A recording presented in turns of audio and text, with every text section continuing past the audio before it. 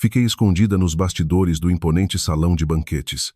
As minhas pernas estavam dormentes de exaustão, depois de correr a todo vapor desde as 5 da manhã. Hoje era a grande celebração do 60º aniversário da minha sogra, a dona Constança. Todo o salão de baile de um dos mais luxuosos hotéis de 5 estrelas no coração de Lisboa, perto da Avenida da Liberdade, brilhava com a luz dos lustres e afundava-se num mar de arranjos florais exuberantes. A música ambiente misturava-se com as gargalhadas sonoras e as conversas da elite da sociedade lisboeta. Olhei para as minhas mãos, as mesmas mãos que há 3 anos ergueram a medalha de ouro no Campeonato Nacional de Kickboxing e inspiravam terror a qualquer adversária no ringue. Agora, estavam ásperas e com a pele gretada devido ao detergente da louça e aos produtos químicos de limpeza. O vestido de veludo cor de ameixa madura que eu usava tinha sido escolha da dona Constança. Ela dissera que eu ficaria elegante com aquela cor, mas eu sabia perfeitamente que o seu objetivo era envelhecer-me, para que eu servisse de pano de fundo à sua aparência rejuvenescida e sofisticada. Dos altifalantes, ecoou a voz fria e estridente de Constança. Aquele tom artificialmente doce que eu ouvira até a exaustão durante 3 anos como sua nora. Onde está a minha nora? Onde está a Isadora? Tragam depressa o espumante. O meu marido vai propor um brinde aos nossos ilustres convidados. Estremeci. Arrumei o vestido à pressa e, agarrando a bandeja de prata com as taças de cristal, caminhei em direção ao palco. A minha cabeça andava à roda o dia todo. Não tinha posto uma única migalha na boca. De madrugada, fui ao mercado das flores, voltei a casa para preparar as composições e depois corri para o hotel para rever o menu e a disposição dos lugares. Constança era pedante. Se uma toalha estivesse 1 centímetro fora do sítio, ela humilhava-me, por isso eu tinha de fazer tudo sozinha. Subi ao estrado.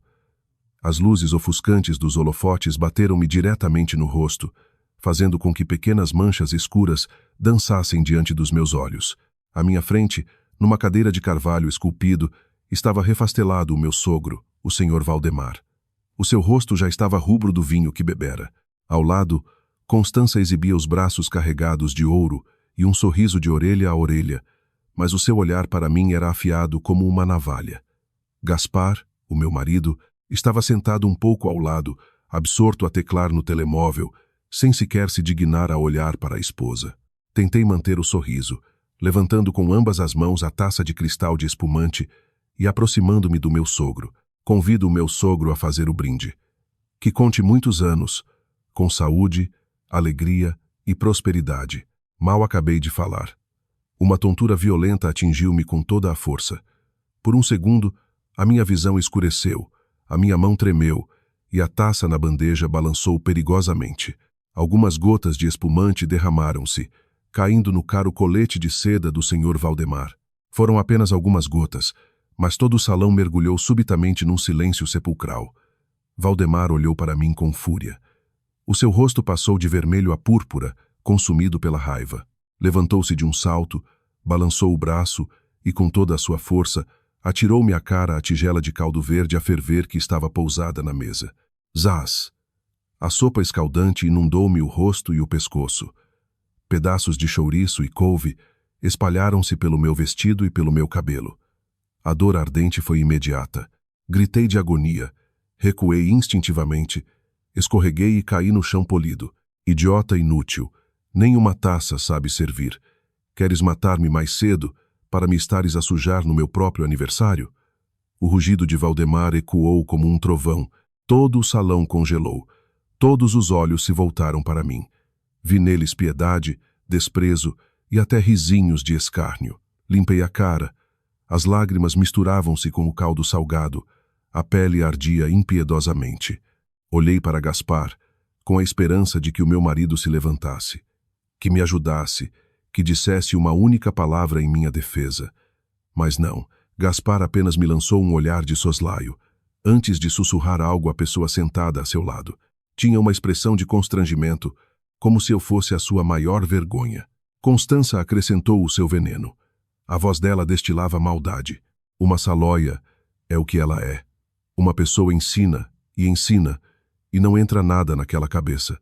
Se nem uma bandeja sabe segurar, para que serves tu nesta família? Estragaste-me a festa toda, Valdemar apontou o dedo para o chão e rugiu. De joelhos. Ajoelha-te e pede desculpa a mim e a todos os convidados. Se hoje não bateres com a testa no chão, não vale a pena voltares para nossa casa. Olhei para ele, em choque. De joelhos? Ali, à frente de toda a gente. Eu era a nora dele, um ser humano, não um animal de estimação que se podia agredir e mandar ajoelhar à ordem. Gaspar finalmente levantou-se e veio até mim, mas não para me ajudar. Enfiou-me um punhado de guardanapos na mão e rosnou entre dentes. Isadora, limpa a cara e ajoelha-te diante do meu pai para acabar com esta cena. Para de nos envergonhar. Estás a comprometer-me. As palavras de Gaspar foram a gota de água que fez transbordar o copo. Todos os 3 anos da minha paciência, sacrifício e submissão, estilhaçaram-se de repente. Olhei para Gaspar, para os meus sogros, para aqueles rostos complacentes e presunçosos à minha volta. Eles desprezavam-me porque eu vinha de uma família humilde do Alentejo, porque não lhes trouxeram dote de milhões de berço. Esqueceram-se de que, antes de me tornar um fantasma na sua fria mansão na Quinta da Marinha, eu era a Isadora, a rainha do ringue, o orgulho do desporto de combate nacional. A dor física não era nada comparada com a dor no meu coração. Levantei-me devagar. Não limpei o rosto, não me ajoelhei. Olhei diretamente nos olhos de Valdemar, e no meu olhar já não havia medo nem submissão. A tensão no salão podia ser cortada à faca, ao verem que não só eu não me ajoelhava, como ainda ousava encará-lo com altivez. Valdemar sentiu-se como se alguém lhe tivesse atirado um balde de água gelada à cara. O orgulho do patriarca da família explodiu. Como te atreves a olhar para mim assim, sua ingrata? Hoje vou ensinar-te o que é respeito. Mal terminou de falar. A sua mão direita voou pelo ar, apontada diretamente ao meu rosto, pronta para me desferir uma bofetada brutal. Um golpe daqueles certamente me partiria um dente ou rasgaria o lábio. Mas ele esqueceu-se de quem era a sua nora. Numa fração de segundo, o instinto de guerreira despertou com uma força inaudita. Todos os meus sentidos se aguçaram. O tempo pareceu abrandar. Vi claramente a trajetória do braço dele. Quando a sua mão estava a escassos centímetros do meu rosto, esquivei-me graciosamente para a esquerda. A minha mão esquerda agarrou instantaneamente o seu pulso, e a direita deslizou por baixo. Bloqueando a articulação do cotovelo, usei a força para torcer o braço dele para trás. Crack! O estalo seco de osso quebrado ecoou no silêncio sepulcral. O meu braço. Partiste-me o braço, uivou Valdemar. O seu rosto contorceu-se de dor, e o seu corpo dobrou-se ao meio. O salão inteiro soltou exclamações de descrença. Constança ficou paralisada, de boca aberta, incapaz de emitir um som. Gaspar estava petrificado, com os olhos arregalados, a olhar para a sua esposa dócil e mansa, que acabara de imobilizar o seu pai com um único movimento. Inclinei-me ao ouvido de Valdemar e disse friamente, mastigando cada palavra, sabe, sogro, eu suportei isto durante 3 anos, não porque tivesse medo de si, mas porque respeitava algo a que chamávamos família. Mas hoje, ao atirar-me esta sopa, deitou fora também a última gota de respeito que eu tinha por esta casa. Após essas palavras, empurrei-o com força para a frente. Ele cambaleou e foi embater contra Constança. Os dois desequilibraram-se, mal se aguentando em pé. Gaspar finalmente voltou a si e avançou na minha direção, com a intenção de me bater. O que é que tu fizeste? Atreveste-te a bater no meu pai?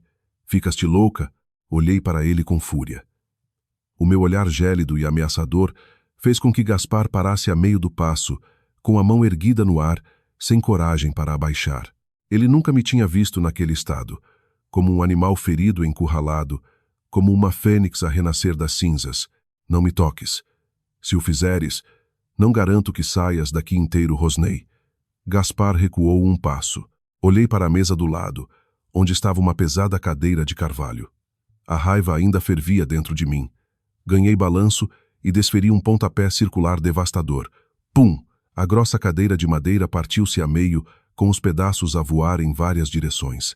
O estrondo fez com que as tias e primas gritassem e recuassem em pânico. Limpei as mãos, endireitei o vestido manchado e, de cabeça erguida, olhei para os rostos aterrorizados da família do meu marido. A partir de hoje, ninguém fará de mim um tapete. Anunciei em alto e bom som. Depois virei costas e caminhei em direção à saída. Ninguém ousou meter-se no meu caminho. O bater dos meus saltos altos no chão de mármore soava como tambores de guerra. Atrás de mim, ouvia os gemidos de Valdemar, os berros e maldições de Constança e o caos de uma festa arruinada. Saí do hotel e respirei fundo o ar quente, mas livre da noite de Lisboa. As minhas lágrimas já tinham secado. Restava apenas a raiva e um plano de vingança que começava a germinar na minha mente. Apanhei um táxi e pedi para me levar a um café tranquilo na zona da rua da Escola Politécnica, para evitar olhares curiosos sobre o meu estado deplorável. Na casa de banho, lavei os restos do caldo verde do rosto. A pele queimada estava vermelha e ardia, mas eu não quis saber. Olhei-me ao espelho. Tinha os olhos inchados, mas neles brilhava uma determinação que nunca sentira antes. Tirei o telemóvel e marquei um número com o qual não falava há muito tempo. Estou? Baltazar. É a Isadora. Do outro lado da linha, ouviu-se uma voz rouca e preocupada. Isadora, o que aconteceu? A tua voz está estranha. Já não ligavas há muito tempo. Podes vir buscar-me? Preciso de ver-te com urgência. Estou no Café Pátio, no Príncipe Real. 15 minutos depois, uma enorme picape Ford Ranger preta travou com um chiar de pneus à porta do café.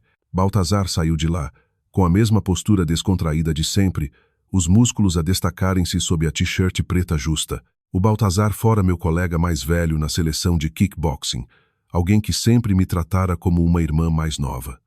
Após uma lesão, terminou a carreira e abriu uma empresa de segurança privada. Agora, era alguém respeitado no submundo lisboeta. Ao ver a minha figura e a queimadura no meu rosto, os olhos de Baltazar incendiaram-se de fúria. Quem? Quem te fez isto?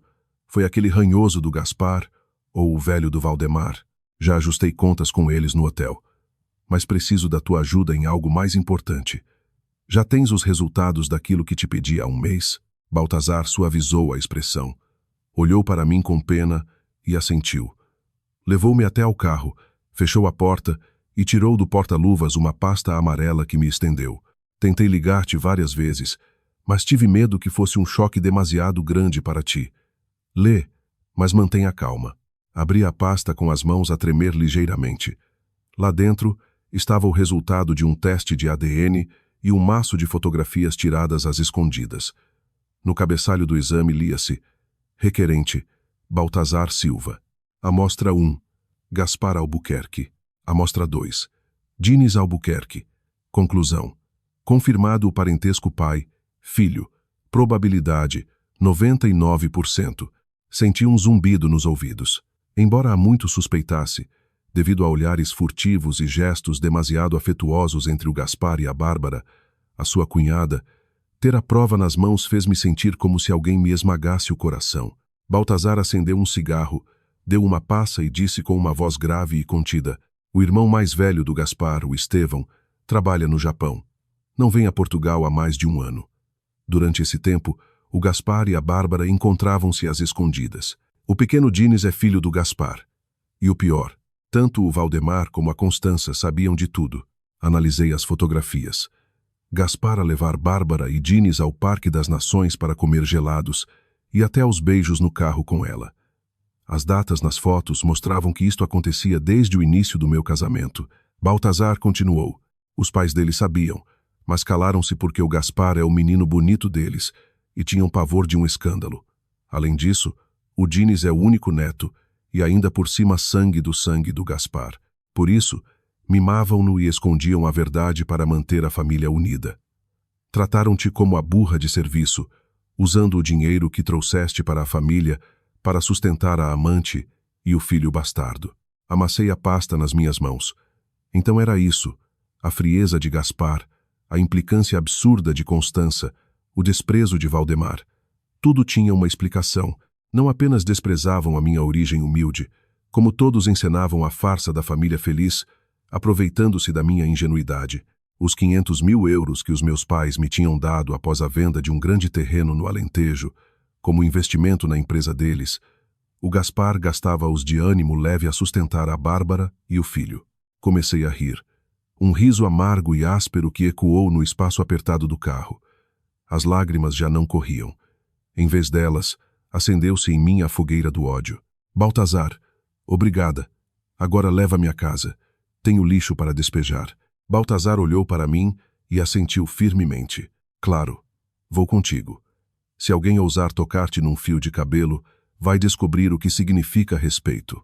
A picape arrancou, cortando a escuridão em direção à luxuosa moradia na Quinta da Marinha, em Cascais. As regras do jogo tinham mudado. A partir de agora, era eu quem dava as cartas. O carro do Baltazar parou em frente ao portão da impressionante moradia. As luzes no interior ainda estavam acesas. Disse ao Baltazar para esperar no carro. Queria encenar o primeiro ato sozinha. Ele assentiu, mas baixou o vidro, sem tirar os olhos do portão, pronto a intervir a qualquer momento. Empurrei o portãozinho e entrei. Na sala de estar, o ambiente era de velório. Valdemar estava sentado no sofá com o braço engessado numa tipóia, o rosto contraído de dor. Constança estava ao seu lado, a massajar-lhe o ombro saudável e a fungar. Gaspar andava de um lado para o outro, com um ar extremamente ansioso. Quando entrei, os três levantaram imediatamente a cabeça. Constança foi a primeira a reagir. Avançou na minha direção, apontando-me o dedo e aos berros. Tu ainda tens o descaramento de voltar aqui. Bateste no teu sogro, partiste-lhe o braço, destruíste a festa e humilhaste a nossa família perante toda a gente. Vou chamar a polícia. Vou pôr-te na prisão por agressão. Gaspar juntou-se a ela, usando um tom paternalista e cínico. Isadora, pede desculpa aos meus pais imediatamente. Tens noção do escândalo que provocaste? Os meus pais iam agora mesmo ligar ao advogado para te processar. Se tens um pingo de inteligência, cai de joelhos e implora por piedade. Pode ser que eles te perdoem. Não disse nada. Caminhei em silêncio até a mesa de centro em vidro. Tirei a pasta amarela da mala e atirei-a com estrondo contra o tampo. O som do impacto fez com que os três estremecessem. Sentei-me na poltrona em frente, cruzei as pernas, cruzei os braços sobre o peito e olhei para eles com profundo desprezo. Chamar a polícia? Força, chamem. Aproveito e entrego isto à polícia, mostro aos vizinhos e, mais importante, mando um estafeta direto para o Japão, para o vosso filho mais velho. Gaspar olhou para a pasta. A sua tez ficou da cor de giz. Com as mãos a tremer, abriu-a. Assim que viu os resultados do teste de ADN, todo o sangue lhe fugiu do rosto. Os braços caíram-lhe e as folhas deslizaram para o chão. Valdemar e Constança, ao verem a reação bizarra do filho, agarraram rapidamente nos documentos. Depois de lerem as conclusões, o queixo de Constança caiu e os seus gritos extinguiram-se. Valdemar empalideceu, surgindo gotas de suor na sua testa. Esqueceu-se até da dor no braço.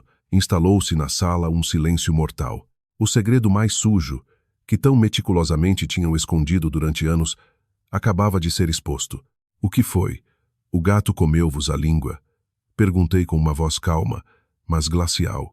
A família inteira unida no complô para me enganar. O marido a trair-me com a cunhada. Os sogros a acobertarem a bandalheira para poderem criar o único netinho. Maravilhoso. Uma família de bem, um exemplo de moralidade. Constança começou a gaguejar, tentando desesperadamente salvar a situação.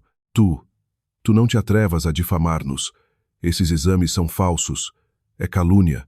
Falsos ou não, vocês sabem no melhor do que ninguém. Bate com a mão na mesa, fazendo-o saltar. Ainda tenho aqui um belo arquivo de fotografias e vídeos. Querem que eu ponha a dar na vossa televisão gigante como é que a vossa nora mais velha e o vosso filho mais novo se engatam nos carros? Gaspar deixou-se cair no sofá e escondeu o rosto nas mãos. Isadora, acalma-te. Vamos conversar. Não faças um escândalo. Rime com amargura. Agora queres conversar? Ainda há 5 minutos mandavas-me ajoelhar. Ouçam-me bem. A partir deste segundo, sou eu quem manda nesta casa. Qualquer decisão, pequena ou grande, tem de ser aprovada por mim. Quem não baixar a bola, eu pego em todas estas provas e envio diretamente ao Estevão no Japão.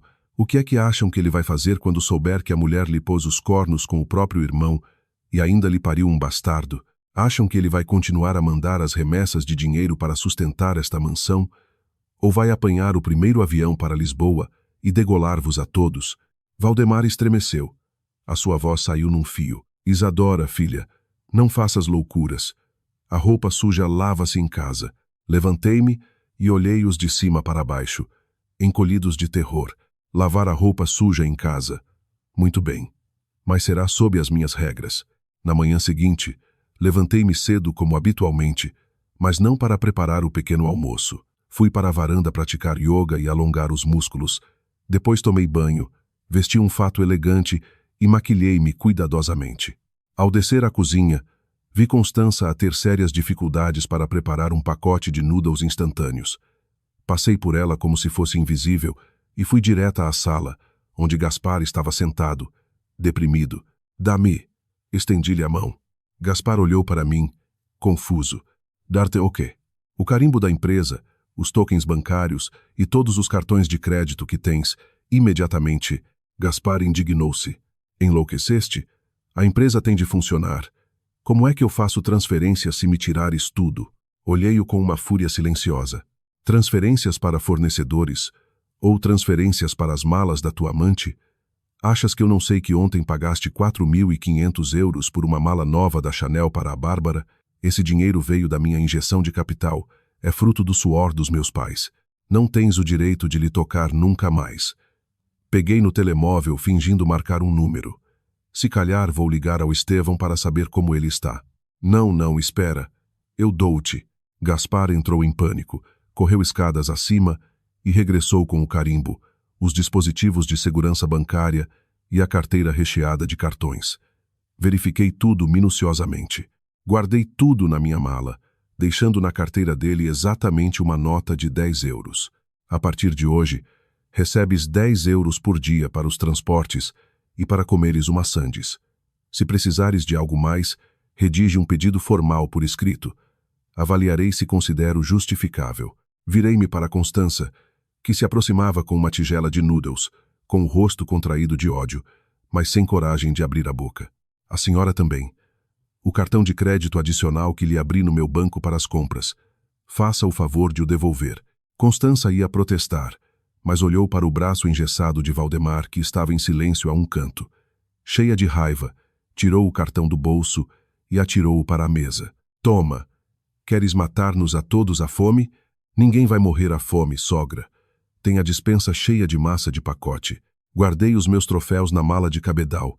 Olhei fixamente para Gaspar e lancei-lhe o ultimato. As finanças são uma coisa, mas há algo mais urgente. Dou-te 3 dias. Exatamente 3 dias para expulsares a Bárbara e a criança do apartamento que lhe andas a pagar e para cortares todo e qualquer contacto com ela. Gaspar gaguejou. Mas o Dines é meu filho. Ele é pequeno. Como é que o posso atirar para a rua? O problema é teu. Ou eles vão parar a rua, ou tu e os teus pais. Escolhe. Não vou alimentar cobras no meu próprio seio nem sustentar o filho de uma traidora. Daqui a 3 dias vou lá verificar. Se eu vir a sombra dela lá perto, não te queixes das consequências. Após proferir estas palavras, peguei na mala e saí. Baltazar já estava lá fora à minha espera para tomarmos o pequeno almoço. Não olhei uma única vez para trás, para aquela família patética. O inferno deles estava apenas a começar. Ia fazer-los provar na pele o desprezo, a humilhação e a sensação de impotência que eu fora obrigada a engolir nos últimos 3 anos. No carro, abri a aplicação do banco, cancelei os cartões e alterei as passwords de acesso às contas conjuntas. A notificação de débito pelas mensagens do banco provocou-me um sorriso. Neste jogo, eu tinha todos os trunfos na manga. Os 3 dias passaram lentamente, mas para minha família foram como 3 séculos no purgatório. Cortei-lhes todas as fontes de financiamento. Sem cartões, sem dinheiro vivo. O imenso frigorífico americano de 2 portas brilhava de vazio, albergando apenas ovos e alguns pacotes de sopa desidratada. De manhã, desci vestindo roupas justas de ginástica que realçavam o meu corpo atlético, escondido durante tanto tempo debaixo de roupas largas. Constança lutava com a esfregona, um trabalho que na sua vida de dondoca nunca tivera de fazer. Ao vê-la arrastar a esfregona desajeitadamente, ensopando o chão de carvalho caríssimo com água, não consegui conter um sorriso irônico. Por favor, seque bem o chão. Ali naquele canto ainda tem cotão. Comprei esta casa com o meu dinheiro e não vou permitir que pareça uma pocilga. Constança estacou, fuzilando-me com os olhos. Abriu a boca para me insultar, mas cerrou os lábios com força. O estômago vazio e o terror de que eu expusesse a verdade ao filho mais velho no Japão tinham-lhe ensinado uma lição brutal de humildade. Baixou a cabeça e continuou a esfregar. O som do cabo a bater nos pés da mesa era música para os meus ouvidos. Na cozinha, preparei para mim um café com gelo. O aroma inebriante chegou à sala, onde Valdemar engoliu em seco. Estava encolhido no sofá, um braço no gesso e a mão boa a mudar furiosamente os canais na televisão, que de nada servia porque eu tinha cancelado o contrato da Meu e cortado a internet. O sogro quer um café? Perguntei com uma simpatia fingida. Ele virou a cara, murmurando injúrias. Eu sabia que ele estava a sofrer de privação brutal de nicotina e cafeína. Como lhe confisquei o dinheiro e deitei todos os maços de tabaco ao lixo, para um fumador inveterado como ele, aquilo era uma tortura pior do que a fratura no osso. Gaspar desceu as escadas. Estava por barbear, com as olheiras fundas e um ar abatido. Olhou para mim em jeito de súplica. Isadora, podes dar-me dinheiro para o gasóleo? O depósito está na reserva. E hoje tenho um almoço importante com um cliente.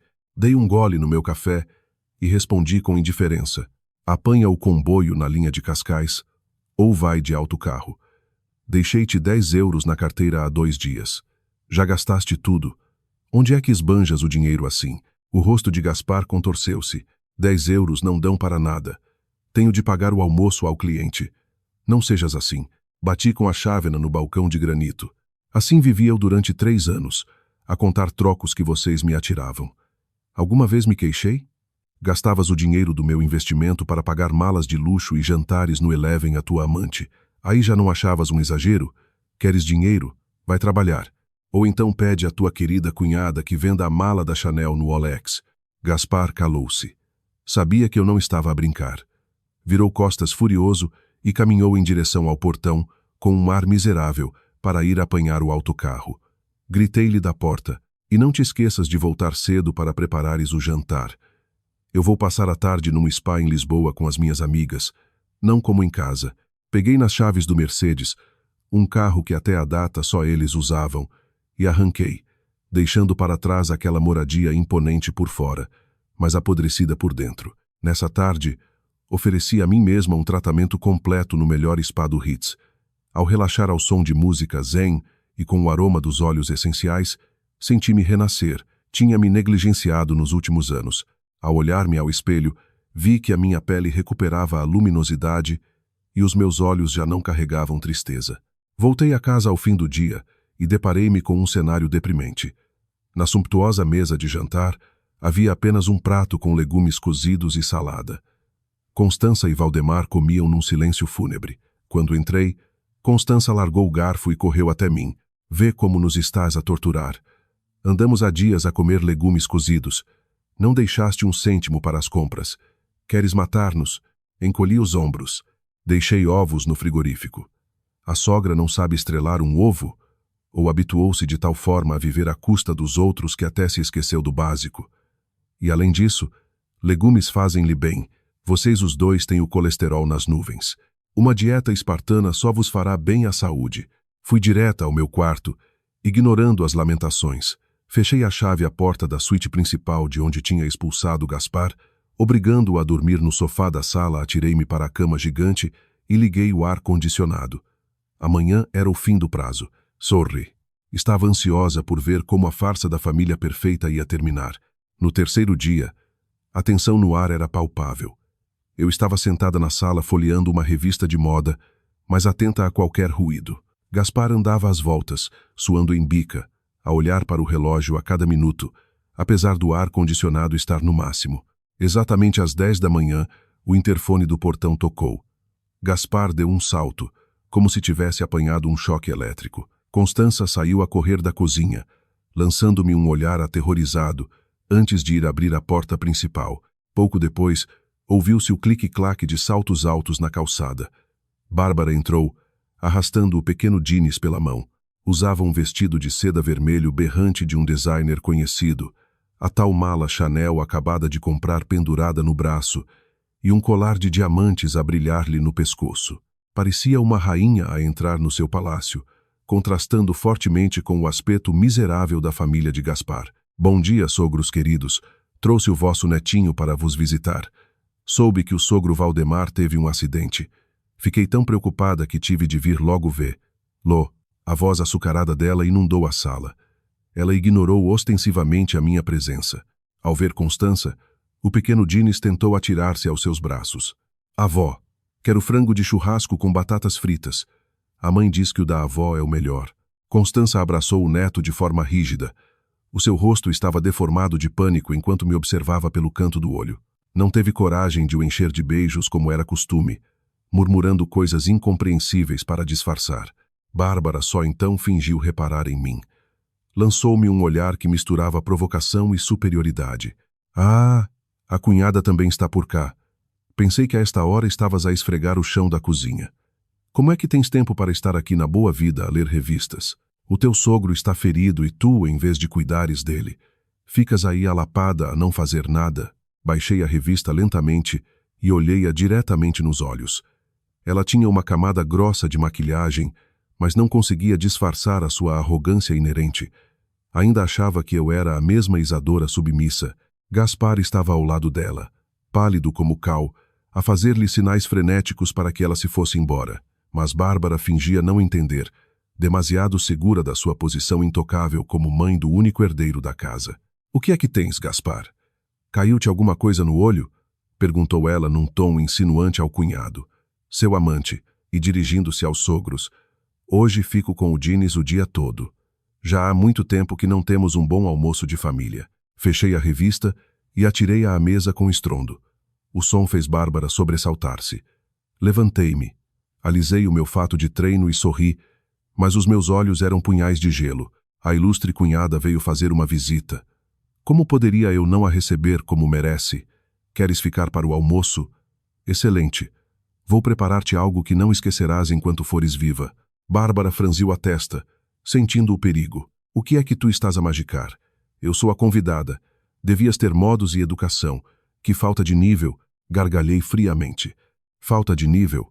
Vamos já ver quem é aqui a desavergonhada sem nível, que rouba o marido aos outros e ainda tem a lata de vir dar lições de moral. Gaspar colocou-se entre nós, tentando criar um escudo. Isadora, por favor, acalma-te. Vamos conversar civilizadamente. Bárbara, pega no menino e vai-te embora, por favor. Bárbara empurrou-o. Mas por que é que tens tanto medo desta parola? Não vou a lado nenhum. A casa é da tua família e o meu filho é vosso neto. Por que é que eu haveria de fugir dela? Observei a cena com deleite. O drama atingia o seu auge. Aproximei-me de Bárbara a passos lentos e deliberados, emanando domínio total do espaço. Tens razão, Bárbara. Houve tempos em que eu também achava que esta casa era da família do meu marido. Mas o cenário mudou. Queres ficar para almoçar? Muito bem. Terás o teu prato principal. Num movimento rápido como um raio, arranquei-lhe a mala Chanel das mãos. Ela gritou, atônita, o que é que estás a fazer, sua louca? Devolve a minha mala. Custou uma fortuna. Não respondi. Abri a mala e virei-a ao contrário, despejando o seu conteúdo em cima da mesa de vidro. Batons caros, um iPhone de última geração, a carteira. Peguei na carteira dela e retirei um maço de faturas. A sua mania de classe média-alta de colecionar os talões das lojas de luxo para depois se gabar, acabara de selar o seu destino. Peguei no talão da mala e li em voz alta e pausada, data 15 de maio, Boutique Chanel, Avenida da Liberdade, pagamento via cartão Visa Platinum, fim do número 8899, titular do cartão, Gaspar Albuquerque, valor total, 4.500 euros. Fixei Gaspar nos olhos e atirei-lhe o talão à cara. Explica-me lá. A tua empresa atravessa uma alegada crise financeira, cortas nos salários dos funcionários e depois usas o cartão da firma para comprar presentes de luxo à cunhada. Será que a cunhada fez alguma contribuição estratégica para o desenvolvimento do negócio? A cara de Bárbara perdeu a cor. Foi o Gaspar que me pediu para ir comprar um presente para a mulher de um cliente importante. Um presente para a mulher do cliente que tu tiveste a disfarçatez de trazer pendurado no ombro para minha casa. Cortei a desculpa dela. E isso não é tudo. Peguei no comando e liguei a enorme Smart TV de 65 polegadas. Num único toque no ecrã do meu telemóvel, O vídeo que o Baltazar me dera começou a ser transmitido para a televisão da sala. Em alta definição, apareciam Gaspar e Bárbara enrolados dentro do carro. Os sussurros melosos, as carícias e as promessas repugnantes ressoaram em volume máximo na sala de estar. Voz do Gaspar no ecrã. Tem calma, amor. A minha mulher é tapadinha. Não desconfia de nada. Deixa-a continuar a esfregar-se e a trabalhar. O dinheiro que ela fatura passa diretamente para a conta do nosso Diniz. Já não a suporto. Assim que espremer todo o guito da parte dela, ponho-a a andar com uma mão à frente e outra atrás e trago-vos para viver cá em casa conosco. A sala mergulhou numa mudez tétrica. Valdemar fechou os olhos com força. Constança tapou a boca com as duas mãos, horrorizada. Bárbara parecia ter sido transformada numa estátua de sal, pálida e a tremer violentamente. O pequeno Diniz olhava para o ecrã, depois para a mãe, e começou a chorar de assustado. Desliguei a televisão e encarei a Bárbara. E agora? Vais continuar com o teatrinho? Que belo romance de faca e alguidar entre a cunhada e o cunhado. Dormem juntos, têm um filho juntos, e planeiam em conjunto roubar-me até ao último cêntimo. Acharam que eu ia servir de vaca leiteira eternamente? Bárbara deixou-se escorregar até ao chão, sem qualquer vestígio da atitude de rainha que trouxera. Agarrou-se às pernas de Gaspar. Gaspar, diz alguma coisa. Tu juraste-me que tinhas tudo controlado. Disseste que a Isadora era burra e nunca descobriria. Gaspar empurrou-a de forma violenta. Cala a boca, sua idiota. Foste tu que vieste armar escândalo para cá. Eu fartei-me de te mandar embora. Observei aquela cena repugnante com o maior dos desprezos. Quando tinham o meu dinheiro a fluir, eram donos do mundo. Agora, apanhados em flagrante, mordiam-se uns aos outros como cães raivosos. Aproximei-me de Bárbara e levantei-lhe o queixo com a ponta dos dedos. Agora estás com medo? Sentiste medo quando te enfiaste na cama com o meu marido? E quando passeavas a mala comprada com o meu dinheiro na Avenida da Liberdade? É tarde demais. Bárbara chorava convulsivamente. O rímel escorria-lhe pelo rosto. Isadora, imploro-te, perdoa-me. Não digas nada ao meu marido. O Estevão mata-me se souber. Empurrei-a para trás. Perdoar? O meu dicionário não tem essa palavra para traidores. Virei-me para os meus sogros e anunciei a sentença. Tem duas opções. Ou a expulsam a ela e a criança desta casa imediatamente, ou eu pego neste vídeo, mando-o ao Estevão no Japão e coloco no Facebook e no Instagram para que toda a sociedade lisboeta veja que não a ordinária é a vossa respeitável família. A mera menção do filho mais velho, Constança entrou em pânico cego. Ela sabia que Estevão era explosivo e implacável. Se ele descobrisse, haveria um banho de sangue na família. Num ímpeto irracional, atirou-se a Bárbara, agarrando-a pelos cabelos e gritando: Sua rameira, destruíste a nossa família. Põe-te a andar da minha casa para fora. Bárbara guinchou de dor. Constança, que na realidade nunca gostara da nora mais nova e só a tolerava para encobrir o escândalo do neto, via-se agora ameaçada e atirava-lhe toda a culpa em cima. Sogra, largue-me. Largue-me o cabelo. Não me chame sogra, sua prostituta. Fiquei de braços cruzados, observando a batalha campal. Há uns minutos eram aliadas e cúmplices, agora tentavam rasgar-se vivas. Gaspar permanecia impávido, demasiado cobarde para intervir, apavorado com a minha reação e com a perda do dinheiro. Gritei com voz de comando: Basta! Não me sujem o chão. Constança largou Bárbara, que caiu desamparada, desgrenhada e lavada em lágrimas. Apontei para a porta de entrada. Apanha as tuas coisas e desaparece. Não voltes a pôr os pés nesta propriedade. E leva a criança contigo. Ao ouvir que teria de se separar do neto, Constança deu um passo em frente num impulso instintivo. Isadora, expulsa a ela. Mas o Diniz é meu neto. Deixa o menino ficar. Ele não tem culpa de nada. Olhei-a com o gelo do Ártico nos olhos. Ama assim tanto o seu neto? Muito bem. Então a dona Constança pode fazer as malas e ir morar com ele para debaixo da ponte. A casa é minha. Não tenho a mínima obrigação legal ou moral de criar e sustentar o filho do meu marido com outra mulher. Tem 10 segundos para escolher. O neto ou o luxo desta mansão. Constança emudeceu. Olhou para o menino em prantos e depois deitou o olhar pela sumptuosa sala, os quadros, os lustres. A avareza e o conforto venceram qualquer resquício de amor maternal que pudesse ter. Recuou, largando a mão de Diniz. Ao ver-se abandonada e sacrificada, Bárbara perdeu toda a esperança. Levantou-se, puxou violentamente o filho pelo braço, virou-se para mim e cuspiu. Fixa bem o que te digo. Eu juro que não te dou descanso. Sorri placidamente. Cá estarei.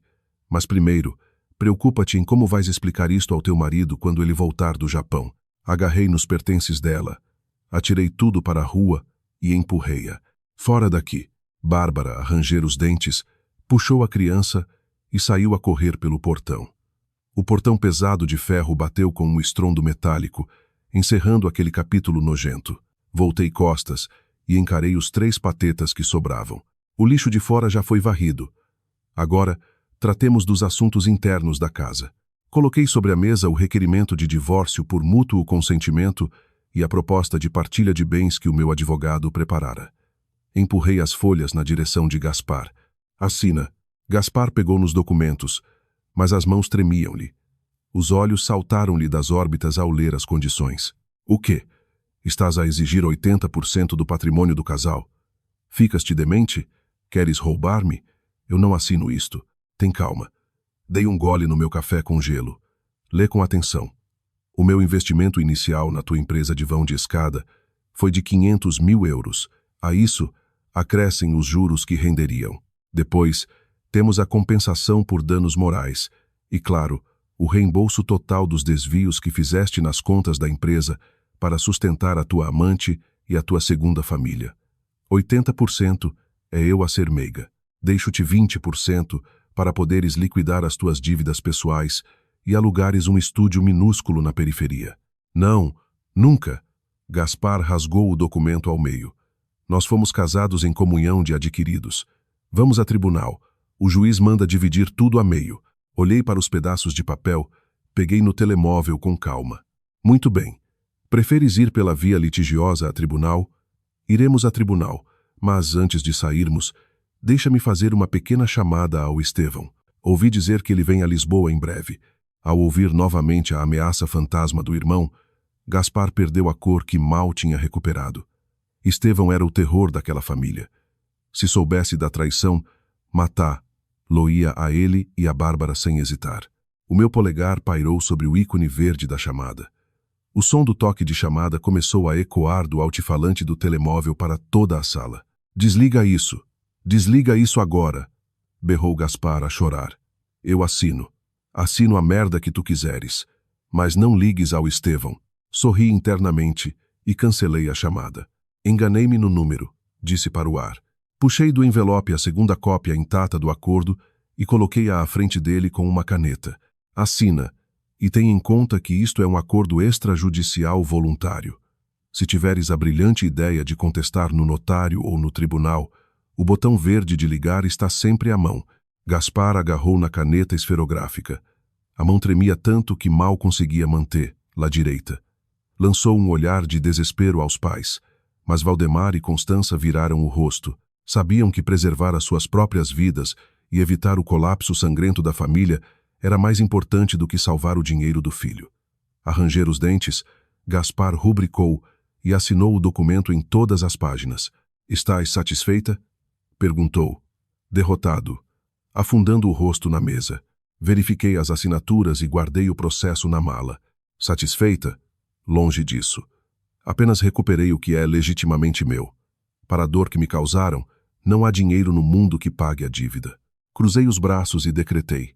Dou-vos exatamente 1 hora para empacotarem os vossos pertences pessoais. E atenção, apenas roupa interior, fatos, vestidos e sapatos velhos, móveis, joias, obras de arte, os Mercedes, computadores, televisões de plasma. Fica absolutamente tudo. É tudo meu, como dita o contrato. Daqui a 60 minutos fecharei a porta e trocarei as fechaduras. Quem não estiver do lado de fora do portão será tratado como um invasor de domicílio e garanto-vos que saem daqui com pulseiras de prata, escoltados pela GNR de Cascais. Virei-me e saí da sala, deixando para trás 3 almas completamente destruídas. Aquela mansão ia precisar de uma limpeza espiritual profunda, mas eu estava pronta para começar uma nova vida sobre as ruínas deste casamento macabro. Exatamente 1 hora depois, uma carrinha de mudanças apareceu à porta e uma equipa de homens contratados por mim descarregou uma série de grandes sacos de ráfia achadrezados do tipo barato que os feirantes usam no átrio da casa. Fiquei no corredor a supervisionar. Vão aos quartos lá em cima. Encham os sacos com a roupa e os sapatos destas pessoas. Repito, apenas objetos pessoais banais. Relógios de marca, caixas com joias, peças de decoração. Tudo o que tiver valor fica para trás. Se algum deles tentar meter algo ao bolso, digam-me imediatamente. Os carregadores entraram como uma tempestade. Constança, num ato de desespero e avareza, tentou esconder na sua mala um vaso de cristal da Vista Alegre. Fui lá e arranquei-lhe das mãos. Deixe isso onde estava. Acabamos de acordar que todo o recheio da moradia me pertence. Pode levar as suas roupas e pouco mais. Mas isto foi um presente da minha melhor amiga. És uma ladra, gritou ela, indignada. Um presente que foi servido numa festa de arromba paga inteiramente por mim, logo é minha propriedade. Se quiser muito jarro, vá a uma loja comprar. Lô, agora saia-me da frente. Um dos homens agarrou brutalmente num monte de vestidos de seda dela e enfiou-os à pressão no saco de plástico rasca. Constança observava, em choque, a sua roupa de grife ser tratada como trapos velhos. Entretanto, Gaspar estava no escritório, de chave de fendas na mão, a tentar remover o disco rígido do computador topo de gama. Bati na porta de vidro e entrei. Larga isso. Os dados, os projetos e o equipamento são propriedade da empresa. Tu já não és o dono da empresa. Queres ir diretamente para a cadeia de Caxias por furto de propriedade intelectual e destruição de provas. A resmungar ódio, Gaspar atirou a chave de fendas ao chão. Numa pressa vergonhosa, meteu meia dúzia de fatos num velho saco de desporto que encontrou. 15 minutos mais tarde, os três encontravam-se no passeio calcetado, do lado de fora do grande portão. A humilhação era total. Toda a vida e a fortuna deles estava agora reduzida a 5 ou 6 sacos de ráfia vulgares atirados para a berma. Valdemar mal conseguia respirar, com o braço dorido, olhando fixamente para a moradia de sonho a fugir-lhe por entre os dedos. És um monstro. O karma vai apanhar-te, Isadora. O karma sou eu. Estou à vossa frente e respondi duramente. Só estou a devolver-vos em dobro o que me fizeram nestes 3 anos infernais. Fiz um sinal à segurança privada do condomínio de luxo. 2 homens fardados e imponentes acompanharam a família para longe dos muros da casa. Da janela, viam-se os vizinhos riquíssimos da rua a espreitar por trás das cortinas, murmurando ao ver o espetáculo patético da antes nobre família, a arrastar sacos às costas em direção à paragem de autocarro mais próxima. Puxei as portas de ferro e elas trancaram-se com um baque final. Acabou. 2 dias depois, o telemóvel tocou. Era um número desconhecido, mas atendi. Isadora, salva o meu pai. Ele vai morrer. A voz de Gaspar estava esganiçada de histeria do outro lado da linha. A terminar de pintar as unhas de vermelho paixão, respondia em tom casual. Que pai? O meu pai está ótimo e recomenda-se na sua horta no Alentejo. Enganaste-te no número. Isadora, o Valdemar, o meu pai. Ele teve um AVC grave. Está na urgência do Hospital CUF. Ele precisa de uma cirurgia imediata. E o hospital privado exige um calção enorme de 10.000 euros antes de o meterem no bloco. Eu não tenho onde cair morto. Por tudo o que é mais sagrado, imploro-te. Ajuda. Sorri com malícia. Certo. Em nome dos velhos tempos eu passo aí. Mas o dinheiro dependerá exclusivamente da forma como vocês se comportarem. Vesti um elegante fato preto de corte impecável e dirigi-me ao hospital privado. Cheguei à zona das urgências e vi Gaspar sentado no chão, encostado à parede, com uma barba de dias e as roupas amarrotadas. Ao lado, Constança com os olhos inchados de chorar, a roer ansiosamente as unhas. Ao ver-me entrar, Gaspar lançou-se aos meus pés. Isadora, vieste. O cirurgião diz que precisamos de fazer um pagamento de 10.000 euros já. Empresta-me. Juro-te por tudo que trabalho como um cão e te pago de volta até ao último cêntimo. Olhei para ele de alto a baixo com asco. Emprestar? E com que garantias vais tu pagar? Não tens uma casa, não tens empresa, não tens patrimônio. Só tens dívidas à segurança social e finanças. Ah, espera. Levei a mão à cabeça, teatralmente. Como é que eu me ia esquecendo? Tu tens aquela tua conta secreta, não tens? Gaspar gelou até aos ossos. O seu rosto desfigurou-se de terror. Que conta? Aquela que tu abriste no banco de investimento em nome do teu amigo contabilista para lavar os fundos ocultos da nossa empresa e fugir ao fisco. Tens lá 1 milhão de euros guardadinhos. Não é verdade? Aquilo deve chegar e sobejar para tratar a vossa família toda em clínicas suíças. Por 1 milésimo de segundo, os olhos de Gaspar brilharam com uma esperança desesperada, por saber que ainda tinha aquele trunfo. Mas apaguei-lhe a esperança no segundo seguinte. Mas tenho más notícias, querido Gaspar. A conta está a zeros. A tua queridíssima Bárbara, que por acaso tu deixaste ficar com as palavras passe, esvaziou a conta no exato minuto em que eu a expulsei da moradia. Pegou no Dines e meteu-se no primeiro voo da Emirates para o Dubai. A esta hora, deve estar deitada numa praia artificial, a apanhar banhos de sol e a rir-se da vossa imbecilidade partilhada. A revelação caiu sobre Gaspar como a lâmina de uma guilhotina. Ele imobilizou-se. 1 milhão de euros. A sua última boia de salvação. Volatilizada.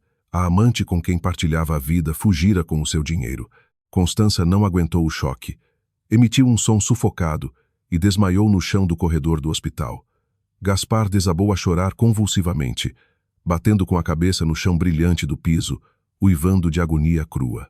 A traição de Bárbara quebrava-o e rasgava-o mais do que a perda da sua própria dignidade. Observei a cena dantesca com absoluta frieza. Era o preço que pagavam pela estupidez cósmica, pela ganância e pela traição. Não tenho a noite inteira para assistir ao vosso teatro de tragédia grega. Querem que eu ponha os 10 mil euros para salvar o velho, ou querem continuar a chorar pelo leite derramado? Gaspar arrastou-se até mim e bateu com a testa nos meus sapatos de salto alto. Imploro-te, salva-o. Eu sei que fui um canário, um monte de lixo, mas o meu pai não tem culpa do que a Bárbara me fez. Constança, recuperando os sentidos, arrastou-se também e ajoelhou-se a chorar. Tenho 3 condições. Anunciei, impassível. Primeira, um pedido formal e humilhante de desculpas, pago e assinado por ti, publicado nos jornais Público e Expresso em 3 edições consecutivas. Segunda, uma declaração notarial de confissão de dívida no valor de 1 milhão de euros, em como me desviaste esse valor. Vais ter o teu ordenado penhorado por mim até morreres de velho. E terceira, assim que o Valdemar tiver alta do hospital, os 3 apanham um autocarro para longe da área metropolitana de Lisboa e nunca mais na vossa patética existência ousam cruzar-se no meu caminho. Eles assentiram furiosamente a tudo, sem pensar, chorando de submissão e desespero. Abri a minha mala, retirei um maço de 10 mil euros em notas que levantara de propósito e atirei-o desdenhosamente para o chão, aos pés de Gaspar. Esta é a última esmola que recebem de mim. A partir de hoje, somos oficialmente desconhecidos. Dei meia volta e saí pelo corredor sem olhar para trás nem uma única vez. Senti uma imensa brisa de liberdade. O peso gigantesco daquela família tóxica desprendera-se de vez das minhas costas. No dia seguinte, conduzi diretamente até ao pavilhão de treinos de alto rendimento no Jamor. Quando abri a porta do ginásio de artes marciais, encontrei o meu antigo treinador, o Rui. Ele olhou para a minha figura e os seus olhos encheram-se de lágrimas e um sorriso enorme abriu-se no seu rosto. Finalmente regressaste, Isadora. Sim, mestre Rui. Quero recuperar a minha vida. Tudo o que abdiquei por eles. Estás preparada para voltar ao ringue? Estou, Rui. O meu objetivo agora é o ouro no campeonato do mundo. Os meses que se seguiram foram um verdadeiro campo de tortura. Treinava como uma louca possessa, 12 horas por dia. Acordar de madrugada, suor, lágrimas, ligaduras nas mãos, nós dos dedos a sangrar, hematomas no corpo. Cada vez que caía no tapete, a lembrança do caldo verde quente e da humilhação no hotel fazia-me saltar de imediato e continuar a dar pontapés no saco com a força de um furacão. 3 meses depois, o campeonato nacional em Lisboa. Entrei no ringue sentindo a eletricidade do público. Na final, enfrentei uma adversária 20 anos mais nova, uma força formidável, mas a minha fúria era inesgotável. No terceiro assalto, deitei-a por terra com um potente golpe rotativo de calcanhar na cabeça. Estava de volta. O bilhete dourado para representar Portugal no Campeonato do Mundo era meu. A par da minha reinvenção no desporto, reestruturei totalmente a empresa que era de Gaspar. Mudei-lhe o nome para Grupo Isadora. A primeira medida administrativa foi despedir todos os inúteis sanguessugas da família do Gaspar que lá ganhavam fortunas para não fazerem nada. Certo dia, a secretária informou-me de que uma mulher implorava para me ver. Era Bárbara. O aspecto dela era miserável, roupa suja, cabelo desgrenhado, arrastando o pequeno Dines a reboque. Sem o dinheiro de Gaspar no Dubai, conhecera rapidamente investidores que a deixaram literalmente depenada e enganada, confiscando-lhe os bens e enviando-a num voo de deportação por permanência ilegal. Vinha implorar piedade e dinheiro para comer. O meu dinheiro só serve para alimentar os meus cães e gatos, respondi rudemente. Escrevi num pedaço de papel rasgado e atirei-lhe. Toma, é a morada de um barraco bolorento no Ribatejo que o Gaspar conseguiu alugar depois de se afundar na miséria. Pega no menino e vai viver do rendimento social de inserção com a restante trupe. Dei ordem à equipa de segurança do edifício para remover pelas escadas de emergência. Varri assim a última sobra de lixo do meu espaço. Poucas semanas depois, foi o irmão mais velho, o Estevão, quem entrou no meu escritório de forma discreta. Regressara definitivamente do Japão, completamente abalado com as notícias da traição obscena da mulher com o próprio irmão e do teste de paternidade. Vim pessoalmente pedir-te desculpa por toda a desgraça que a minha família te infligiu. Isadora, disse ele, de forma contrita. Trazia também um plano de negócios. Tenho uma rede forte de contactos de distribuição na Ásia. Queria propor uma parceria de exportação com o teu grupo, ganhando comissão e recomeçando a minha vida por cá de forma limpa. A proposta de Estevão era minuciosa, profissional e transparente. Analisei tudo e concordei. Estava ali a prova de que, mesmo num lago de lodo, pode nascer uma flor de lótus intacta e trabalhadora. E chegou o momento da verdade. O Campeonato do Mundo de Muay Thai, realizado nas Filipinas. Estádio lotado. Na grande final, enfrentava a campeã em título, uma lutadora tailandesa mortífera e agressiva. Ao fim do segundo assalto, eu estava num impasse exausto. O meu braço esquerdo, magoado por uma lesão antiga, ameaçava falhar. Sentada ao canto no banco, via tudo a andar à roda. Foi então que a memória surgiu. Os risinhos condescendentes de Constança, a bofetada voadora de Valdemar. Respirei o ar com força, abri os olhos com uma luz nova e levantei-me para o último assalto. A tailandesa atacou como uma naja. Fiz uma esquiva suicida milimétrica que apenas as campeãs arriscam. Agarrei-lhe a perna, apliquei-lhe uma rasteira rotativa devastadora que treinei com o mestre Rui milhares de vezes e derrubei-a num estrondo contra o estrado de lona. A árbitra contou até 10. Acabou. Fim de combate. Eu vencera. Com as lágrimas a escorrer e o nariz a deitar sangue, vi a medalha de ouro mundial cair sobre o meu pescoço, enquanto a portuguesa tocava num pavilhão eufórico a milhares de quilômetros da minha pátria. Eu não derrotara apenas a minha rival. Eu matara o meu passado. Na grandiosa festa de recepção em Lisboa, após a conquista do título, conheci o Caetano. Era o jovem e brilhante CEO da empresa de tecnologia portuguesa que patrocinara a nossa federação de combate. Ao contrário do estereótipo corporativo arrogante, o Caetano era incrivelmente culto, reservado, com um sorriso gentil e um olhar sincero. Tenho uma profunda admiração pela tua coragem e pela tua resiliência, disse-me ele, oferecendo-me um copo de água lisa com limão, sabendo que atletas não bebem álcool. Achas que estarias disposta a ir jantar comigo amanhã? Apenas um polvo alagareiro numa tasca honesta ali por Alfama, sem grandes formalidades. Aceitei. E foi assim que ele entrou no meu mundo. O Caetano encheu os meus dias de paz, suporte emocional incondicional e respeito profundo. Pela primeira vez na vida, estava com um homem perante o qual eu me sentia ao mesmo tempo segura, blindada e livre. Ao mesmo tempo que a minha vida ia de vento em popa, o destino encarregava-se dos restos de Gaspar. Ele envolvera-se com grupos problemáticos, chegou a cumprir breves penas de pulseira eletrônica por esquemas fiscais fraudulentos.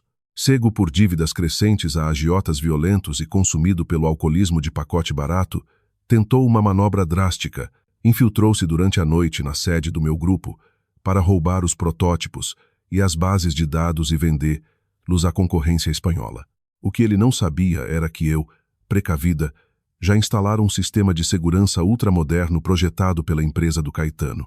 A sirene bloqueou as portas e o Gaspar foi detido pela polícia algemado com um disco rígido no interior do seu casaco esfarrapado. Preso em flagrante delito, com provas irrefutáveis nas câmaras de vídeo a alta definição, sem o dinheiro de advogados caros, e tendo em conta os seus antecedentes penais por fraude, não teve a menor hipótese de escapar perante o juiz. A sentença foi demolidora. 12 anos de prisão em Caxias, sem pena suspensa. No dia da leitura final do veredicto no tribunal, Constança, desdentada e envelhecida 20 anos de um dia para o outro devido à pobreza, voltou a desmaiar na sala de audiências. Ao acordar, descobriu-se sozinha, sem casa e com um marido doente. O seu destino foi juntar-se à fila para dormir num albergue da Santa Casa da Misericórdia de Lisboa. Passaram-se 5 anos desde esse dia sombrio. O sol dourado punha-se suavemente sobre as águas azul turquesa da Praia da Falésia, no Algarve. A brisa quente movia a areia da praia privada que havíamos reservado. Eu estava no fim da passadeira ladeada por candeias e flores brancas, com um vestido de noiva leve que flutuava ao vento oceânico. Lá no fundo da passadeira de madeira encontrava-se o Caetano.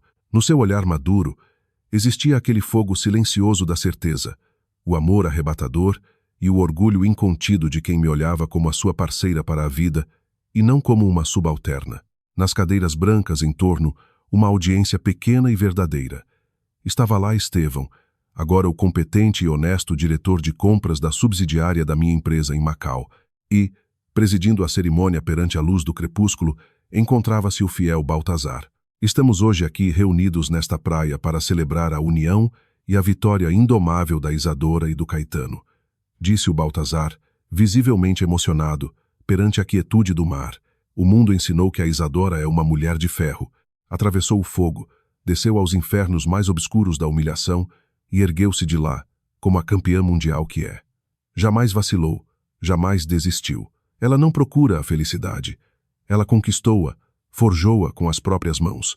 Mais do que qualquer outra alma aqui presente, ela mereceu a luz.